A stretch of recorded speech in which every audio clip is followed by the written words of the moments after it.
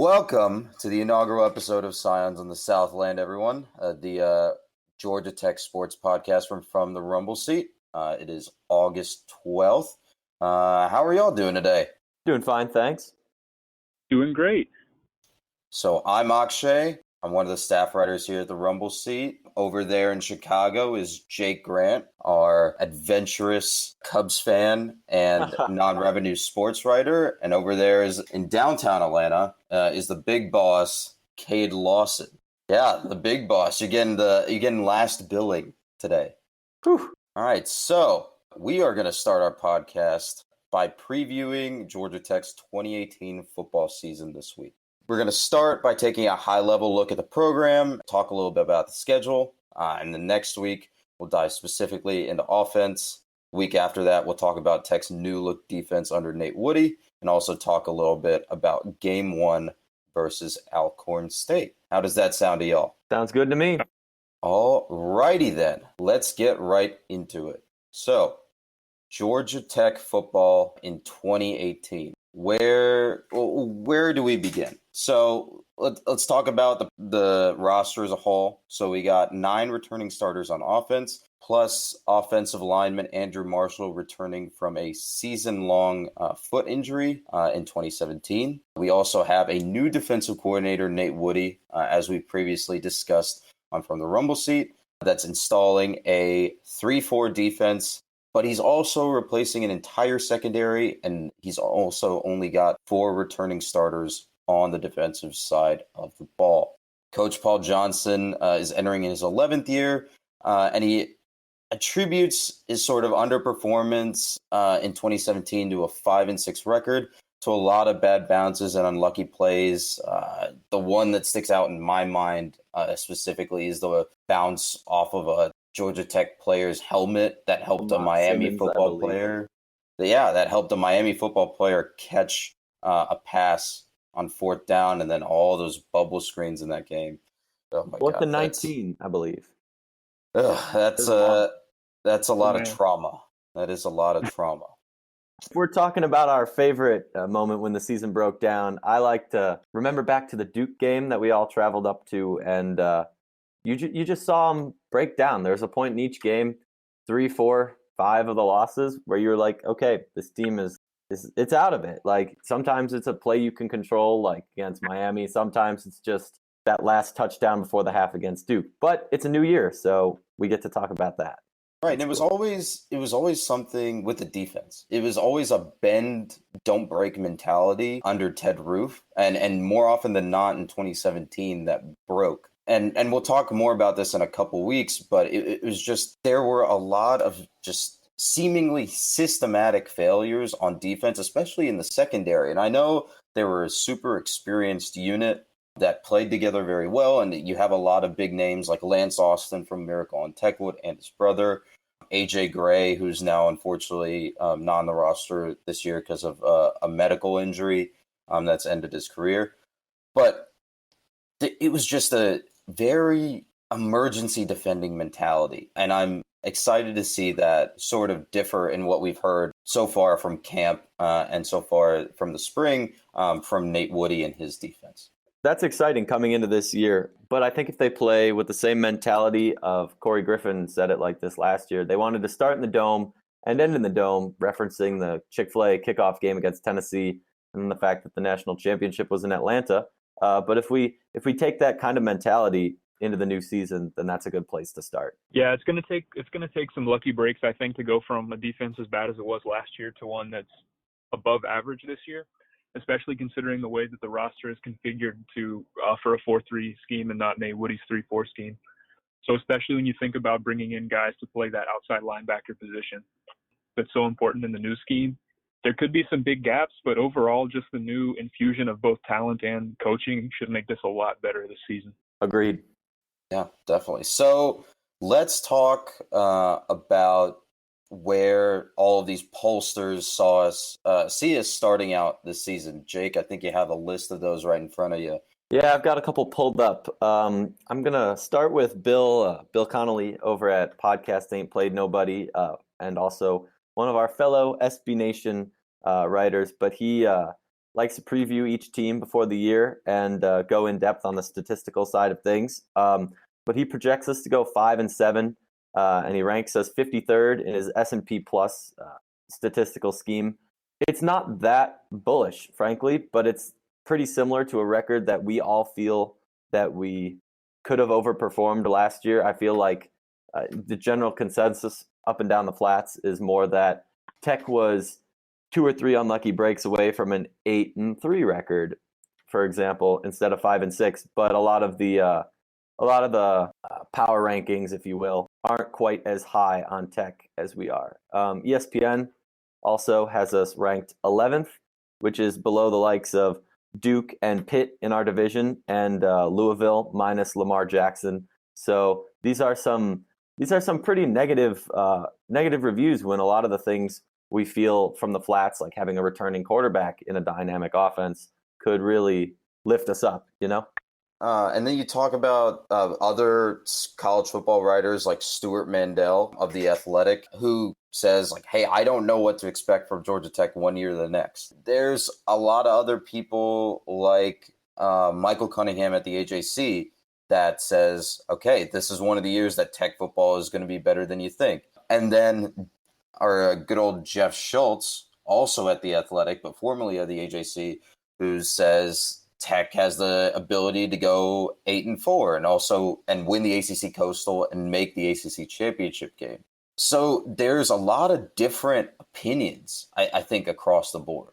Yeah. Cade, you've been at this longer than I have, but I kind of get the vibe that coastal chaos is never really going to go away, and this seems to be a year where not many people have a good peg on what the conference is going to do. So is this different than what you've seen in the past, or kind of the same old? Really, it's just the same thing over and over. The Coastal's always probably going to be the wild, wild west, because there's not going to be any program, with the exception of maybe Virginia Tech or Georgia Tech, historically, that's going to take over in the way that Florida State and Clemson have in the Atlantic.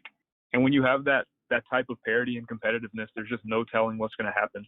I always think about the year, I think 2012, I think, when Tech won the whole Coastal at 500 in conference play and played Florida State in the ACC championship game at 6-6. It's crazy, but it just goes to show you how crazy the whole division is. For sure.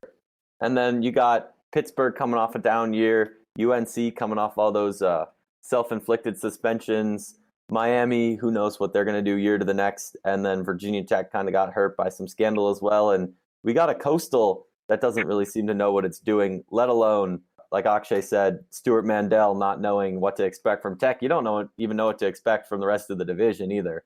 Yeah, and one of the things that makes me kind of nervous is the fact that some of the opinions I trust more are the guys that are a little more negative on Tech's chances this season. Guys like Bill C that you can trust to really things that matter, more advanced stats and stuff like that other guys don't have access to. Yeah, for sure. Yeah, that's makes you nervous a little bit, but obviously there's just always the chance that everyone's wrong. But then again, you can also have the view, I don't know if you guys out there in the internet out there listening to us have heard of a player's perspective, but it's Tom Covington and Pat Swilling out there doing an hourly program on Monday nights from a player's perspective, and they're pegging us to go 11-1. Granted, they're probably closer to us in the fans that want to see Tech do really well, but the broad range of opinion out there it'll make your head spin, you know? Oh yeah, 11-1. That's they're getting up there with the hype train, but I'm happy with that. Indeed. I'm glad. Better than 0-12, which they could be projecting. I mean, yeah. Now, and if former players are projecting 0-12, then that's not good. but So I think the consensus is really Tech has a tough schedule. The division is a toss-up. Defense could be some issues, but Tech always has this uncanny knack for fading in and out of the Coastal conversation and the ACC conversation as a whole, and then sometimes just jumping in, like the Solid Verbal says, another podcast in the college football universe says, sometimes they'll just go, surprise, we're going to win 10 games. So let's talk about the schedule. I think that's the key factor in a lot of these assessments. Akshay, we got to win on the road before we get down to nitty gritty of individual teams, we're 2-11 on the road in the past 3 years. We've lost some tough games on the road. We've got blown out on the road. I think if Tech wants to find itself not so much in a bowl game, but just in solid season not ranking, but like if we want to say it's a successful 8-9 win season, we got to pick some up at UNC, up at Pitt, over in South Florida, stuff like that. So let's talk about each opponent. I'm just gonna kind of give both of y'all a preview from the blurbs that I have written down here of each opponent, and then my question is going to be, what is your prediction for this game and why? You can attach a score to it. You cannot attach a score to it. Your choice. I'll leave it up to y'all. But yeah, so without further ado, game number 1, September 1st versus Alcorn State. So that's our traditional FCS opponent to start out the year. Tennessee notwithstanding. But yeah, so Alcorn State, they're an HBCU. Last played in 2015, and we beat them 69-6, Yes, if I remember correctly. Eugene. Obviously, that didn't end up setting a pace for the rest of the year, given that we finished the year 3-9. But an easy win in 2015, any win in 2015 was hard to come by. So I think we'll take it. So how are y'all feeling about game 1 and weekend 1 versus Alcorn State? I'm definitely of the opinion that we should blow the doors off this team. They're in their 3rd year under Coach Fred McNair. They made it to their conference championship last year. These are all good things, but at the end of the day, we're a Power 5 ACC team. Alcorn State, if they score more than twice, that's probably even in of itself kind of a bad sign. I think we'll win this game pretty well. Yeah, and I haven't seen too much Alcorn State football since we played them in 2015. Outside of, I think, the SWAC bowl game, I forget what it's called, Heritage Bowl maybe, that they were in, I think, last year. But I think if I remember correctly, they still run a spread style offense that even Ted Roof could stop, which is always a good sign. So you really hope that Nate Woody comes out and with a good performance against a team like that your predecessor could even stop. But yeah, I think that it's going to be something like, I'll give you 49-10 or something like that.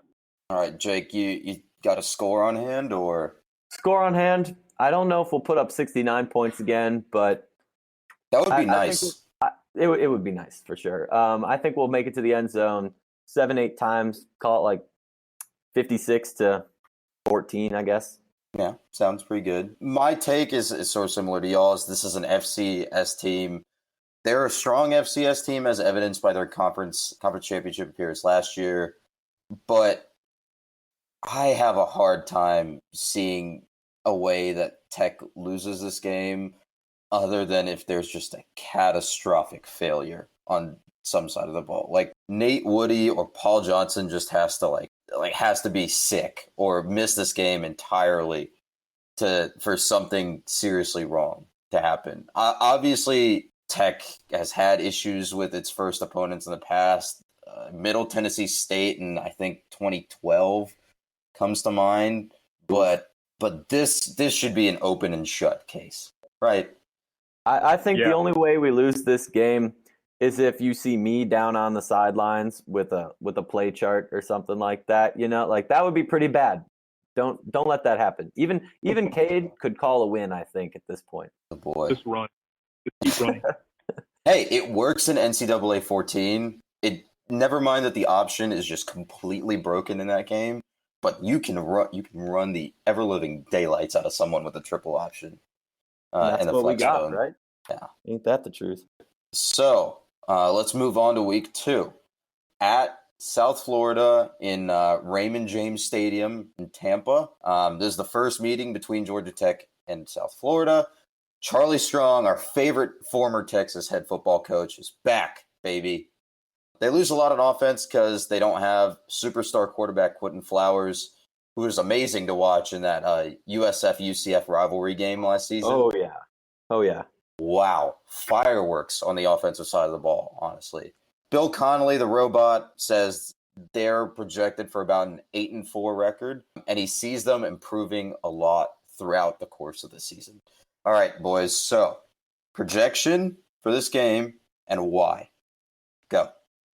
Good thing we play them at the beginning of the season if they're going to be improving throughout. But That's- it's on the road. It's going to be hot. Noonday sun, I believe Paul Johnson touched on this in his opening press conference. But, I mean, you still got to play the game. I think Georgia Tech, it's not going to be a blowout, but I think Tech can win this by a couple scores, maybe make it like a 35-21 type game, 3 scores to 5 scores, walk away with a win. But it'll test us. It'll definitely be more of a test than Alcorn, but I think Tech's got what it takes to win, and I think South Florida just lost too much for them to really give us a down to the wire show for game 2 of the season. Yeah, absolutely. And in my opinion, their biggest loss is probably Willie Taggart. You just can't really overcome that. I know Charlie Strong he's going into, I think, his second season, but they were just not the same team as they were once. They had that really rare combination of like a generational quarterback in Quentin Flowers with probably a generational coach for a program like theirs in Willie Taggart. And that's just a combination that they don't have now. So it's still not a gimme, but I think I'm going to say something along the lines of 42-21 or something like that. I think they'll still put up points with their offense. Oh, they've got such an electric offense. Ain't that the truth? Yeah, even with a first-year quarterback, I think the machine still purrs on offense for South Florida. Obviously, like you said, it's not a generational talent like Flowers, but it's Charlie Strong. It's mostly the same offense, but I don't know. I think the thing for me is that their defense is still experienced, and they bring back a lot of the same players from last year. So I wouldn't go so far as maybe a 3-score deficit. I'm feeling 35 for Tech, but maybe a 2-touchdown, like a 35-25 or something like that. Like, not as big of a, like, because I think their defense is still pretty quality, and maybe if their offense can't keep putting them back in the game, their defense can still keep them in it. Well, if you think about it, like, their offense is going to be mostly untested against our defense, which should still be pretty new, right? And if their defense is what's stronger and our offense is stronger, it should be a pretty good matchup, right? Yeah. Yeah, Agreed. for sure. And this one is in the noon slot, like Jake said. What, on ACC Network on your RSN? Believe so. ACC Network itself doesn't go linear until 2019. There's actually an interesting article about that, but that's a story for another time. I believe we're on the regional sports network, Raycom Sports. So God, keep an eye out for that. Oh my God, I hate Raycom, but that's besides the point right now. For sure. Cade, any final thoughts on South Florida? Yes, I would like to officially denounce myself from 5 minutes ago and change my prediction to 35-21. All right, so you're giving South Florida 7 more points there. I was a child then. I've changed. I've grown. You've grown. I'm proud of you. All right. That's the wise leadership we have here at From the Rumble Seat. All right, let's start talking about the conference slate. ACC conference play for Georgia Tech opens up on September 15th at Heinz Field in Pittsburgh versus Pittsburgh. The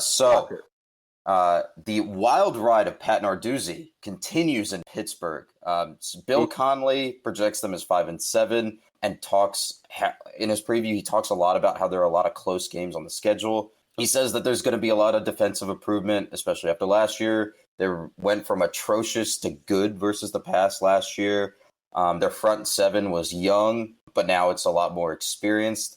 They bring back quarterback Kenny Pickett, who upset Miami, but also struggled at times towards the end of the season. But, Pat Narduzzi also complains about cut blocks a lot. So, prediction and why? I'm not as high on Kenny Pickett in terms of like beating Miami. Yeah, that was cool. But a lot of teams had a shot against Miami. They got blown out in their bowl. They got blown out by Clemson. And Pickett didn't see a lot of playing time last year with their whole quarterback being kind of in question last year with hometown Ben DiNucci, I believe, taking a lot of the time. but Pickett did earn that role, so he's not completely untalented or anything. Our games in Pitt last couple years have been, at least 2016 sticks out as being an exceptional roller coaster ride. I really hope it's not like that again this year, but I think Pitt has enough question marks that they're still a year out from really contending in this division, and this should be a win as far as our conference slate goes, which would be a nice way to start off with a win on the road. Probably like a 28-20 kind of win. It's close. Mm-hmm. It's not a blowout, but I think Tech takes this one. Yeah, I think I hope they take it too. But I mean, this is the first time, and since Pat Narduzzi took over there, that I can remember that Pitt is not some dark horse to win the conference for the first time. Every single year they've been that team, along with Miami, that people say is going to come out of nowhere. But people finally are realizing that Pat Narduzzi is not that good, and he complains a lot, and he's not a good coach in the ACC because his defense just hasn't translated. So you wish you would complain less and coach more, but I really think that Pitt matches up pretty well just because their offense has had success against Tech in the past. So you have to really bank on Nate Woody making a change somehow. But I think it's going to be a really close game and probably a high-scoring game. So I would go somewhere like 35-28 with Tech winning. I remember, I think it was either 2016 or 2015, albeit the loss, 2015 season was entirely lost, but the Pitt game that year, and I want to say it was like a stronger Pitt team than the average year, came down to the final seconds where their kicker, I want to say his name was like Pete Blewett or something. Blewett or something like that. Yeah, he didn't blow it and hit like a 30-yard field goal to win that game at Bobby Dodd. It happened on the road in 2016 too, so you're not far off with saying it's 2015 or 2016. Yep. Yeah, so I don't exactly remember the Pitt game last year off the top of my head, but given that, well, that's good. Historically, given that those games have been close and Pitt sort of underperformed drastically last season, I'm inclined to say that the line for this game should be somewhere in the neighborhood of like Tech by, I don't know, 4.5. Like it's going to be competitive. It's going to be gritty. Pitt is going to come after. Like Pitt's defense is still like it's decent, and it's been able in those games. It was able to shut down Justin Thomas, who we all think was like one of the greatest talents that Georgia Tech has seen in a while. So I would say somewhere in the neighborhood of 27-24 Tech, just to give that 4.5 point line some credence. I know that we're talking about their great defense, and this is a throwback to 2016, but said defense did also give up 61 points to a 4-8 Syracuse Orange team. Granted, that was now 2 seasons ago, but I think it'll be a close game, but I don't think it'll be a defensive slugfest. Yeah, I don't buy the strong defense for them this year. Yeah. Well, I mean, giving up 27 points doesn't mean their defense is all that strong, which I guess is counter to what I said. Clemson, so then same year, I think their defense is trending up this season, based on what Bill Connelly has said. So I think putting it at like a 4.5 point spread and saying Tech is going to win by a field goal, I feel perfectly fine with that. Very fair, good sir. All right. So moving on, now comes the games that are they're a little harder to call for us. So September 22nd versus Clemson on the flats. This will probably, I mean, if both teams are 3-0 going into this game, this will probably be like a 3:30 start for once for Georgia Tech. Oh boy. Maybe a night game, who knows? You'll catch us live at Waffle House at 8 a.m. no matter the game time. But yeah, so I do not hesitate to say that Clemson is the prohibitive ACC favorite this year. The only question mark they have, if there is even a question mark, is their QB quote-unquote controversy between Trevor Lawrence and incumbent quarterback Kelly Bryant. But both of them are really good, so it doesn't matter. the entire defensive line, I believe, is preseason all ACC. This team, honestly, it scares the living daylights out of me, like to play, and I'm not even the one playing them. The only concern that I can see coming from their side is that they struggled versus Bama in the semifinal last year, and maybe their quarterback controversy actually ends up being a controversy, and there are some sort of issues gelling depending on which quarterback they end up going with. But this is a hard game to call. I'm kind of notorious for never wanting to predict a loss. So instead of saying what I think the score could be, I'm going to go with what I think it takes for Tech to win. And given that Dabo's biggest recruiting get over the past offseason wasn't necessarily recruiting some 5-stars, it was getting his entire line to stay on at Clemson.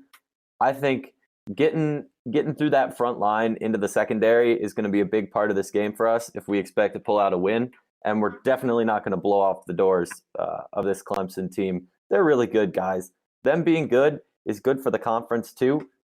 So I'm not exactly complaining. But man, if we were to get a game under the lights and kind of feast on getting that A back in action, like Cade wrote about a couple weeks ago, maybe getting it to the outside away from the front four, that'd be a good path towards maybe pulling off an upset against Clemson. Yeah, and I'm afraid they're going to blow our doors off pretty easily. That reminds me of 2016. Ugh. There was that safety. There was the most, and I'll let you continue. I just wanted to bring this. The biggest memory in my mind from the 2016 Clemson game is that we had negative total yardage until about halfway through the second quarter. Yep, that's never good. Dabo's got him. Well, Father Dabo, because don't disrespect the clergy. Father Dabo has got him on strong path. I mean, you mentioned their defensive line, which is just unfair. I don't think there's a single guy on there who's less than 5 stars. When you're looking at guys like Christian Wilkins and Dexter Lawrence, those are two of the best players probably in the entire country this year.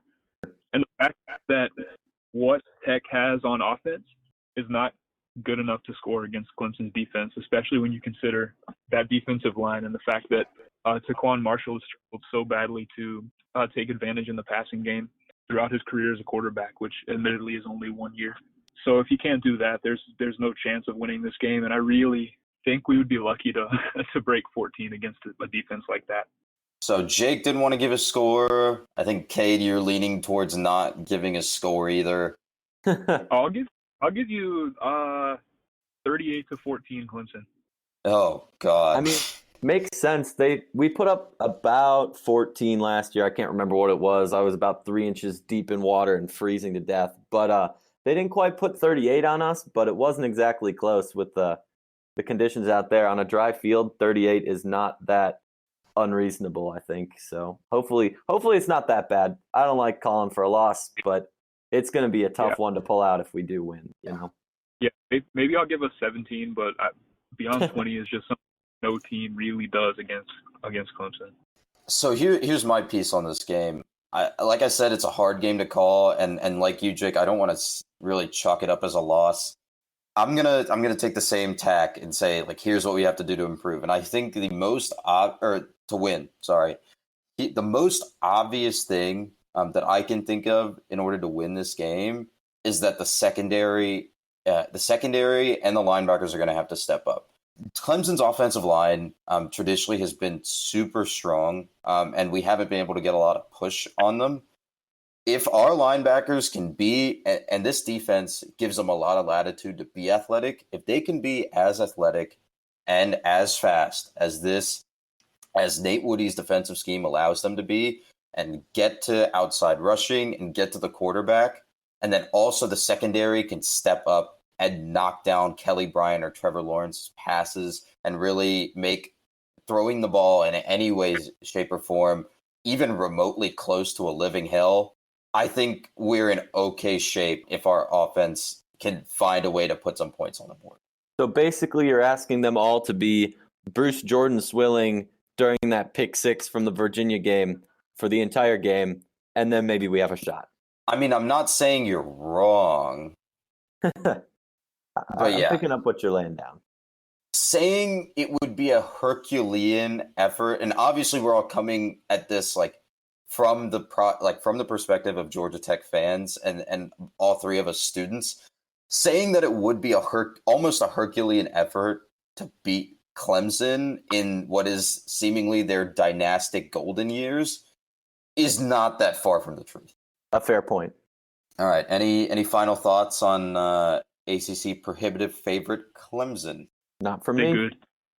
All righty. Then we'll move on to the last game of September versus Tuesday night MACtion opponent, although this is on a Saturday. Probably Bowling in the middle of Green. the afternoon. This is one that sets up for a nice noon kickoff. Yeah. So a little bit of backstory to Bowling Green. Bill Connolly calls them one of the most often riders on the MAC roller coaster. They're super inconsistent. Hell, they even went 2-10 last year. But he offers that they're poised for a surge this season. He credits that possible surge to quarterback Jarrett Doege and running back Andrew Clare. Says they could be good in 2018, better in 2019, and that Doege has a solid receiving core surrounding him. They, too, also bring in a new defensive coordinator, and that has engendered a lot of positional competition across the board. And there could be a lot of improvement. And I mean, there's a lot of room for improvement from a team that went 2-10 last year. And he does note that there have been obvious wins in recruiting, but they just haven't been on the field wins. Like, guys have produced on the defensive side of the ball for Bowling Green, but it just hasn't been enough to offset their inability to do anything on offense last season. So I take it back to you guys. Prediction and why? I see them taking a step forward because there's not much farther of a step they can take backwards. But even if these guys are projected to do better, like you said, sophomore backfield quarterback Jarrett Doege, however you say his name, and running back, like they're still pretty young. They've got a lot of room to grow. But this is Power 5 Georgia Tech home game against Group of 5 MAC, however you want to go about it. Bowling Green team. I think Tech pulls out the win here again pretty easily. It shouldn't be as tough of a game as South Florida. My bad. We got them at home. Should be another 3-4 even score game. I'm putting this one at like 35-14. I think Tech takes this one pretty straightforwardly. Yeah, their defense wasn't just bad in 17. Their defense was 125th out of 129 bad. It's hard to get, like, you just can't get worse than they were. And then they lost a whole lot of their secondary. And I kind of disagree with Bill C about them being a bounce back candidate unless you're considering 3-9 as like a victory in that category. Because the fact is they lost a ton of production on offense and a ton of weapons. They lost their incumbent starting quarterback who had split time with Doege. And there's just not a whole lot for you to look forward to, especially after you've dismissed your defensive coordinator. And they're still expecting that offensive line to be kind of a weakness on the team after losing a lot of the longtime guys who played at that position even last season when they were terrible. So I'm thinking this is going to be, it's got to be another easy win. If it's not, that would be very disappointing. So probably something like 38-17, maybe. That's fair. Fair.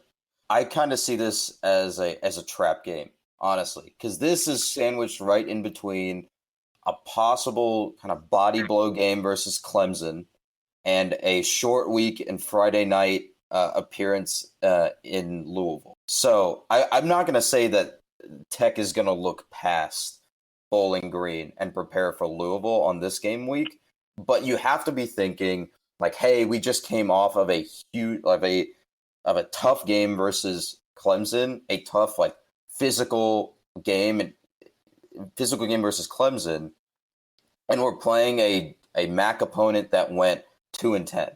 That, to me, that just seems like an opportunity to underperform this week. I wouldn't say that Tech wins by 3 or 4 touchdowns. I would put it a little closer, maybe 10 points. I would say like maybe Bowling Green takes a lead early and we all kind of get our knickers in a twist and are like, are we going to MTSU this one again? Like I said, 10 points is, I think, the line on this one. So Tech, 28, Bowling Green, 18. I would be nervous. I mean, in my honest opinion, they're not even very much better of a team than Alcorn State. They may actually be a better coach team than Alcorn State. Alcorn State just doesn't have the same talent being an FCS program. Mm-hmm. But these guys, they lost to everybody last year. They lost to FCS South Dakota. The only team good for them, they beat Miami, but that was Miami of Ohio, so not what you want. And they beat Kent State, which is also not what you want. But, I mean, they were horrible last year, and I don't see a whole lot of reason for them to be too much better this year, although it definitely could be a trap game, which would be very sad. Well, I don't know. I see it from the schedule perspective, right? Like I said, it's sandwiched right in between two, and obviously we're going to talk about Louisville next, but it's sandwiched right after a tough game versus Clemson and then a short week. And especially given that the reputation this season is going to be that they're not that great. I think it's an opportunity for what I want to say that the guys at the Solid Verbal call a letdown, look ahead type game. Right. Yeah, you can't argue with that. You never want to have a team on short rest like that after a big game. All right. Any final thoughts on Bowling Green in week 5? You guys pretty much nailed everything that you could kind of take them to the woodshed on. Cool. All right. So the aforementioned game to open up October versus Louisville. This one's on a Friday night, and the first meeting between the schools since Louisville joined the ACC. Actually, I think it's the first meeting ever between the two schools. First meeting ever. Yeah, so Louisville loses a lot on offense because Lamar Jackson was their entire offense, and now he's with the Baltimore Ravens. Their defense is now helmed by former Notre Dame and Atlanta Falcons defensive coordinator and former Georgia Southern head coach, a man we all know and love here in Atlanta, Brian Van Gorder. And also, like we've been discussing, like we discussed with Bowling Green, this one's on a short week because it is on a Friday instead of a Saturday. But it is on ESPN in the nighttime slot, so that's nice.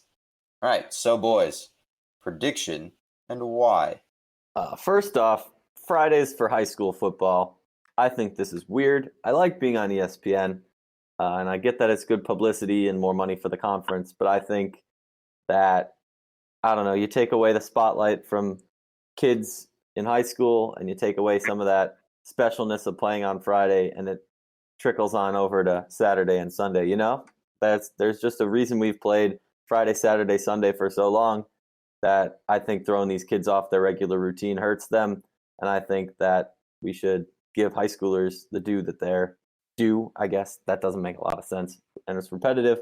But as far as the game goes, Louisville loses so much of their offense in Lamar Jackson. He's a tremendous player, and that's really tough for them.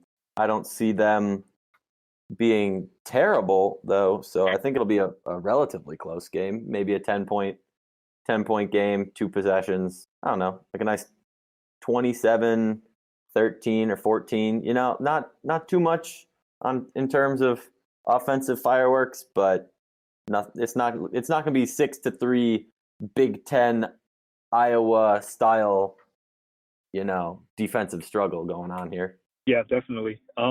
We caught him at a really good time. True. Your odds just Lamar Jackson going away are massively higher than they were before. Man, you hate to have to make any type of contact with the things that are Brian Van Gorder and Bobby Petrino. You would love for them to just. Oh my God! I forgot that Bobby Petrino is still there. Oh yeah, he's a good man. You hope Please don't start with me. But the thing I'm most worried about for this game is honestly Brian Van Gorder. When I think about what Notre Dame and their defense was able to do to Tech back in 2015, when we played up at South Bend, because you know everybody had heard that he was doing consulting for defending the triple option for them. Everyone thought it was kind of a gimmick, which it may well have been. But what ended up happening was it was a battle of two at the time top 15 teams. Notre Dame shut down Tech under, I suppose, his defensive guidance, and then Notre Dame ended up being terrible, and so did Tech. So that was not a very good look. So you really just hope that you can piece together enough offense to get to probably the 28-ish point mark. And I think Tech should win this game, but I think it'll be really close. So I'm going to go with something like 28-24 Tech. Yeah. And I agree. Brian Van Gorder is an adventure everywhere that he's been. Bobby Petrino is still one of the worst humans alive, in my humble opinion, for abandoning the Falcons in 07, halfway through the 07. season. This should be like Cade, you were saying, this should be a pretty close game. The defense from Van Gorder, there's usually they match up very well with Tech. And even though the offense is losing a lot without Lamar Jackson, I still think if their defense can keep Tech down, their offense is serviceable enough to put up enough points to make this a very competitive and very close game. So I'm in the neighborhood of, let's say, 16-13 Tech. What'd you say, 15? 16. 16, wow. I think this game is definitely going to come down to how both defenses perform. It just ends up being like which offense can outpower the defense, or which defense can score more points. Yeah, definitely. Let's move on to everyone's favorite homecoming opponent and our most often played homecoming opponent in Georgia Tech history, Duke. So this game is also on a bit of a short week, as Tech has fall break coming up at the beginning of that week. Duke has quarterback Daniel Jones coming back. They bring back a lot of their starters, I believe, on both sides of the ball. Daniel Jones is poised to be one of the best quarterbacks in the ACC.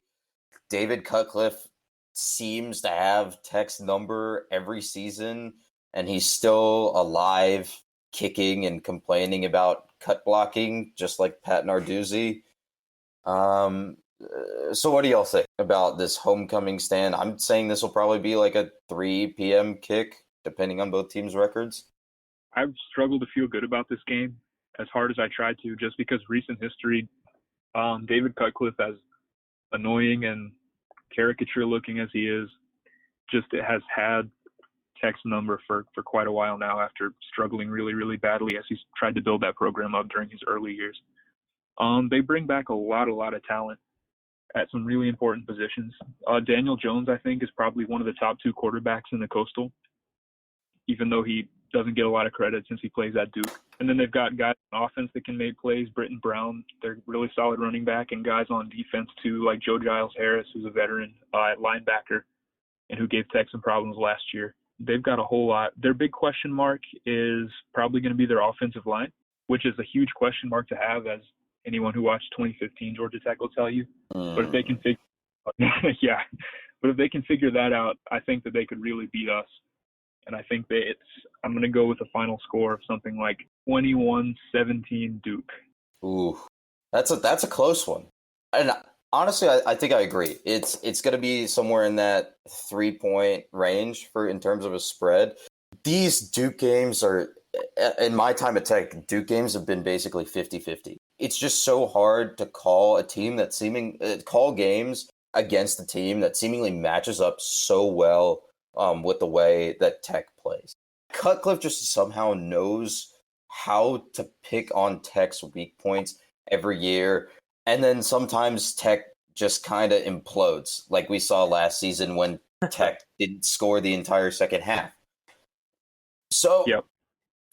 I think calling this one close is where I'm headed. I would say, how about this? I'll say 24-21, Tech gets a homecoming win. I hope so. I like homecoming wins. I personally enjoy homecoming wins too. Last year versus Wake Forest, beating Wake Forest into the ground in a night game at home, that I was a fan of that. We played them homecoming my freshman year too, 2016.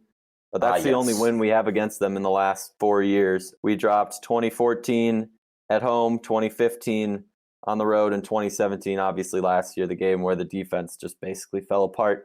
But even in 2016, that win took a Herculean effort on Justin Thomas's part. Duke was in that game the whole time. That was not a cakewalk homecoming victory. So any time in the last 4 years, all these Cutcliffe teams have hung around Georgia Tech until the bitter end, and usually more often than not, they've pulled out the victory. But Tech fans every year chalk Duke up as up. Yep, we'll win that one. All time we're 51-33 against them. So I don't exactly blame our fans, but it hasn't been a give me victory at all in the last 4 or 5 years, Yeah, very true. Yeah, I think Cutcliffe just, like you said, Cutcliffe is just a magician. He seems to know what makes Tech tick, and he's so good. And I hate to give him credit because David Cutcliffe, but he just knows what makes Tech tick and game plans so effectively against the Yellow Jackets. Mm-hmm. So what are you thinking in terms of a score here? Personally, I'm thinking, gosh, if Tech pulls this one out, it's going to be a close one. I think the spread is going to be within a score. Honestly, though, Duke didn't lose a whole lot, if I'm not mistaken. I think Daniel Jones showed he had some real skill last year. I don't know. It's going to be close. I think we've got a little homecoming voodoo, as we've seen in the past, and I'm more than a little superstitious, so I'm going to go with the homecoming dub. But it's still going to be something close, like 24-21, 24-20, something like that. Okay. Cool.